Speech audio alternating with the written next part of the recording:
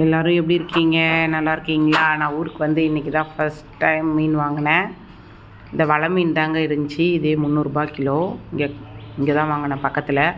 அங்கேயே ஆஞ்சி வாங்கிட்டு வந்துட்டேன். 1020 ரூபா வாங்கிட்டு வந்து கழுவி பொரிக்கிறதுக்காக மசாலா போட்டாச்சு. 4 மீன் எடுத்து எங்கள் வீட்டில் 2 பேர் மீன் சாப்பிட மாட்டாங்க.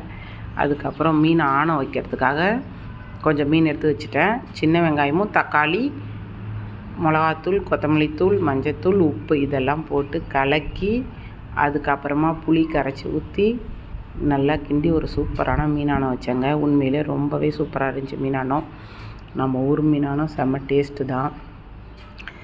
அப்புறம் புளி கரைச்சி ஊற்றிட்டு அதுக்கப்புறம் அதிலே ஒரு 2-3 பச்சை மிளகா, கருவேப்பிலை எல்லாத்தையும் போட்டுட்டேன்.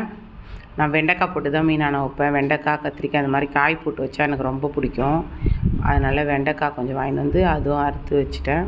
அதுக்கப்புறமா அடுப்பில் சட்டி வச்சு வடகம் போட்டு வடகம் காஞ்சதுக்கப்புறம் வெண்டைக்காய் போட்டு கொஞ்சம் நல்லா வதங்கணுங்க. அப்போ தான் அந்த குழகுழப்பு இல்லாமல் இருக்கும். ஆணத்தில் எண்ணெயிலே கொஞ்சம் நல்லா வதங்கணும். நான் ஆனால் நல்லெண்ணெய் தான் யூஸ் பண்ணுவேன். நல்லெண்ணெய் தான் ஊற்றிருக்கேன். நல்லா வெண்டைக்காய் வதங்கினதுக்கப்புறம் கரைச்சி வச்சுருக்க ஆணத்தை எடுத்து ஊற்ற வேண்டியதுதாங்க.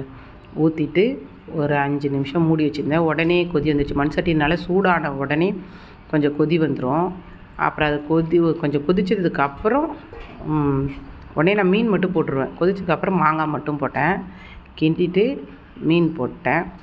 மீனை எப்பவுமே ஆரம்பத்துலேயே போட்டுருங்க. அந்த புளி தண்ணியில் மீன் வந்து உடையாது. லாஸ்ட்டாக போட்டால் தான் மீன் வந்து கரைஞ்சிரும். எப்பயுமே ஆணம் தாளித்த உடனே மீன் போட்டுருங்க.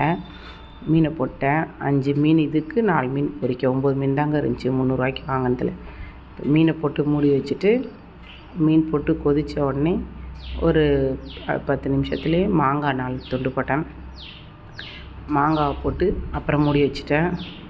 உண்மையிலே ரொம்ப டேஸ்ட்டாக சூப்பராக இருந்துச்சுங்க. ஆணம் சொல்லவே வார்த்தை இல்லை, அந்தளவுக்கு டேஸ்ட்டாக இருந்துச்சு.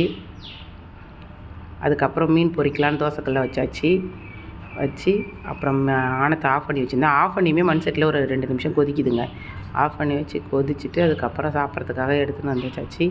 செம்ம டேஸ்ட்டாக சூப்பராக இருந்துச்சு. உங்களுக்கு மீனானம் பிடிச்சிருந்தா ட்ரை பண்ணி பாருங்கள். லைக் பண்ணுங்கள், ஷேர் பண்ணுங்கள், கமெண்ட் பண்ணுங்கள். Tata, bye by.